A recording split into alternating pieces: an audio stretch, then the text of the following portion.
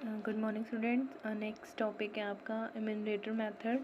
इसमें क्या होता है, इम्यूनरेटर मेथड के अंदर एक इम्यूनरेटर होता है, गणक होता है, जो क्या करता है, जो इन्वेस्टिगेटर है उसकी हेल्प करता है उसके डाटा कलेक्ट करने में। वो कह रहा है कि इसके अंदर एक क्वेश्चनरीज तैयार की जाती है, उसमें वो जो क्वेश्चंस होते हैं वो इम्यूनरेटर खुद जाकर उनको फिल करवाता है, जिससे इन्वेस्टिगेटर जो है अनुसंधान करता उसकी हेल्प होती है। उसके बाद इसने कहा है सुटेबिलिटी, कि मतलब जो इम्यूनरेटर मेथड है वो कहाँ सुटेबल रहता है। सबसे पहले जहाँ पर जो एरिया है वो बहुत लार्ज एरिया कवर करता हो। अगर लार्ज एरिया कवर करता है इसलिए हमें किसी इम्यूनरेटर की हेल्प लेनी पड़ती है, क्योंकि हम अकेले नहीं कर सकते। आगे कहा है इसने जिसमें संबंधित गणक निपुण या निष्पक्ष हैं या अनुभवी और व्यवहार कुशल हों। मतलब अगर हमें मान लो बिल्कुल प्रॉपर एक्यूरेट अगर डाटा चाहिए तो हम उनको फिल करवाते हैं क्वेश्चनरीज को किसी इम्यूनरेटर से। गणक को अपने क्षेत्र के सूचक की भाषा, मतलब मान लो हमें वहाँ की नॉलेज नहीं है तो हमें वहाँ के अकॉर्डिंग इम्यूनरेटर रखना पड़ेगा जिसको वहाँ की नॉलेज हो, वहाँ की लैंग्वेज जानता हो जो हम नहीं जानते हैं। इसकी मेरिट क्या होती है, सबसे पहले वाइड्स को वाइड एरिया कवर करता है, एक्यूरेट है क्योंकि इम्यूनरेटर खुद एक एक्सपीरियंस पर्सन होता है जो वो फिल करता है क्वेश्चन। पर्सनल कांटेक्ट होते हैं उनके वहाँ से। इम्पार्शलिटी मतलब उसको जो नॉलेज है वो बिना मतलब एक दूसरे से पार्शियलिटी करके जो प्रॉपर वो है डाटा है वही फिल करता है। कंप्लीटनेस का मतलब है पूरी इन्फॉर्मेशन हमें कलेक्ट करके मिलेगी। फिर देखिए डीमेरिट, सबसे पहले दे रखा है कि एक्सपेंसिव। अगर हम एक इम्यूनरेटर रख रहे हैं, कोई पर्सन रख रहे हैं जो इन्वेस्टिगेशन करने में हमारी हेल्प करे, तो हमें उसको पे करना पड़ेगा, तो थोड़ी एक्सपेंसिव हो जाती है। जो हमें जैसा एक इम्यूनरेटर चाहिए, मतलब हमें जो पर्सन चाहिए है कि वो नॉलेज होनी चाहिए, उसको उस चीज़ का एक्सपीरियंस होना चाहिए, उसकी थोड़ी सी लैक ऑफ अवेलेबिलिटी हो जाती है, वो मिलते नहीं है हमें। फिर दे रखा है टाइम कंज्यूमिंग, ये ज़्यादा टाइम कंज्यूम करती है। फिर दे रखा है प्राइवेट इन्वेस्टिगेटर्स के लिए सूटेबल नहीं है, ये गवर्नमेंट जो है वो ज़्यादा पे कर सकती है, पैसा खर्च कर सकती है, तो गवर्नमेंट ही इसको फॉलो करती है, प्राइवेट के लिए सूटेबल नहीं रहती, बहुत महंगी हो जाती है। और कई बार क्या होता है, जो इम्यूनरेटर होते हैं वो पार्शियलिटी भी कर जाते हैं। आगे दे रखिए construction of questionnaires and schedule and their qualities. उसने कहा कि कंस्ट्रक्शन ऑफ क्वेश्चनरीज, कैसी क्वेश्चनरीज होनी चाहिए। वो कह रहे हैं ऐसा एक डाटा, एक ऐसा फॉर्मेट तैयार करना चाहिए, ऐसा शेड्यूल तैयार करना चाहिए जिसमें सारे क्वेश्चंस हो, मतलब आपकी पूरी प्रॉपर जो आपको इन्फॉर्मेशन चाहिए वो पूरी हो जाए।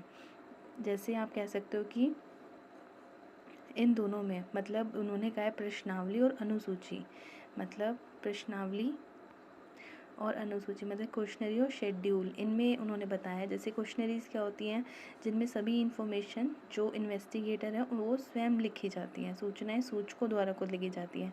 इसके विपरीत शेड्यूल जो होते हैं वो इम्यूनरेटर द्वारा उनसे पूछ के, जैसे कि मान लो मैंने आपके पास कोई क्वेश्चनरीज भेजी, कोई फॉर्म भेजा, तो आप उसको खुद से फिल करके दोगे, मतलब वो जिनका डाटा हमें कलेक्ट करना है वो डाटा खुद से फिल करके दे रहे हैं, वो तो क्वेश्चनरीज हैं। और जो शेड्यूल है, शेड्यूल इम्यूनरेटर पूछ कर आपसे वो फिल करता है, फिर वो आपके बारे में सारी इन्फॉर्मेशन उसके अंदर डालता है। फिर देखिए qualities of good questionnaires, questionnaires कैसी होनी चाहिए। अगर मान लो आप मेरे से कोई इन्फॉर्मेशन इकट्ठी करना चाहते हैं, तो मेरे पास भी टाइम की शॉर्टेज है या मैं भी अगर बिज़ी हूँ, तो मैं ऐसे ही करूँगी कि हाँ अगर बहुत लंबा फॉर्मेट है तो मैं छोड़ दूँगी उसको। तो क्या होना चाहिए, उससे पहले लेस नंबर ऑफ़ क्वेश्चंस कम होने चाहिए, सिंपल होने चाहिए, ताकि उसको हर मतलब माइंड से उसको ईज़िली समझा जा सके। प्रॉपर ऑर्डर इन क्वेश्चन, जो क्वेश्चंस की सीक्वेंस है वो एक सीक्वेंस में होना चाहिए, मतलब जैसे पहले नेम हो, फिर सिटी, फिर डिस्ट्रिक्ट, इस तरीके से। फिर नो प्रॉपर ऑर्डर हो गया। नो अनडिज़ायरेबल क्वेश्चन, ऐसे क्वेश्चन नहीं पूछने चाहिए जिनसे उनकी जैसे कोई कास्ट हो गई, इस चीज़ के ऊपर मतलब उनको थोड़ा सा बुरा लगे। नॉन कंट्रोवर्शियल दे रखा है, इसका मतलब है कि ऐसे कोई क्वेश्चन ना हो कि आपस में ही थोड़ा सा कन्फ्लिक्ट हो जाए, या मतलब उनको किसी चीज़ से गुस्सा आ जाए कि वो फॉर्म ही ना फिल करें। जैसे कास्ट बेस्ड जैसे क्वेश्चन होते हैं, कई बार लोगों को बुरे लग जाते हैं। कैलकुलेशन मतलब इतने ज़्यादा क्वेश्चन नहीं होने चाहिए कि बंदा ये देखे कि हाँ इतने सारे क्वेश्चन कौन फिल करेगा, मतलब इतने क्वेश्चन आप रखें कि ताकि आपकी क्वेश्चंस भी पूरे हो जाएं, आपकी इन्फॉर्मेशन भी पूरी कलेक्ट हो जाए। फिर देखा प्री टेस्टिंग का मतलब होता है कि पहले आपने जो क्वेश्चनरीज बनाई हैं उसको आप अपने ही कहीं अपने एरिया के अंदर उसको पहले टेस्ट करके देखें कि क्या उससे रिज़ल्ट मिलता है। फिर दे रखा है इंस्ट्रक्शन, उसमें इंस्ट्रक्शन भी बतानी चाहिए। जैसे आपने हर फॉर्म में देखा होगा कि पीछे उसके सारी इंस्ट्रक्शन दी होती है कि आपको क्या करना है, फिर इसके बाद कैसे फिल करना है, फिर क्या फिल करना है, कहाँ कहाँ क्या चीज़ आपको लिखनी है। क्रॉस वेरिफिकेशन, ऐसे क्वेश्चन भी होने चाहिए जिससे आपको ये पता लग जाए कि मतलब कि ये आंसर ठीक है या गलत है। रिक्वेस्ट फॉर रिटर्न, और ये रिक्वेस्ट होनी चाहिए एंड में कि भाई जो आपने क्वेश्चनरीज भरी है आप इसको वापस से फिल करके भेज दो।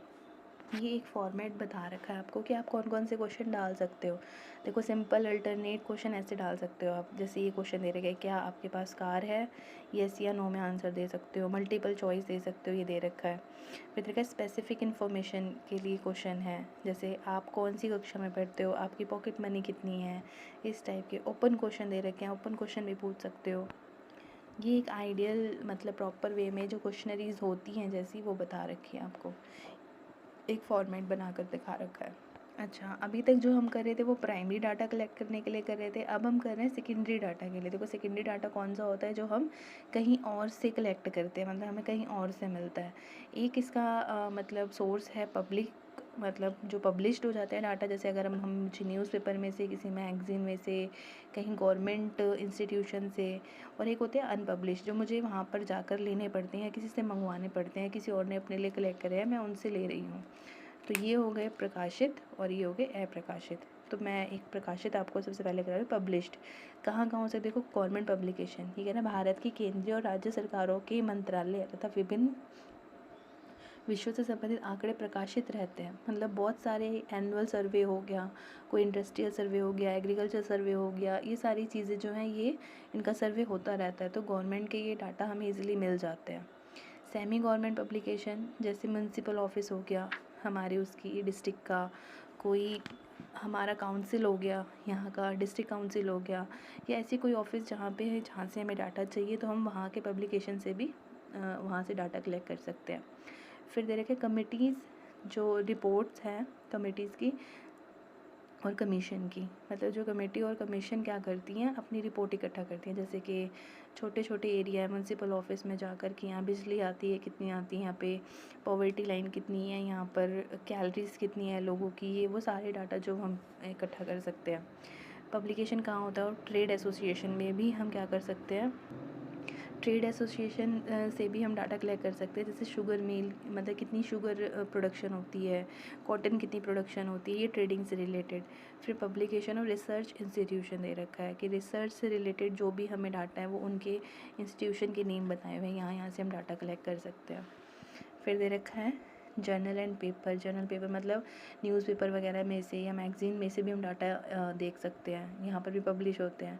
पब्लिकेशन ऑफ रिसर्च स्कॉलर और इंटरनेशनल पब्लिकेशन, देखो यूएनओ, वर्ल्ड बैंक, आईएमएफ, इनके भी डाटा जो है वो पब्लिश होते हैं, वहाँ से कलेक्ट कर सकते हैं। आप यहाँ तक करो, फिर मैं बाद में कराऊँगी।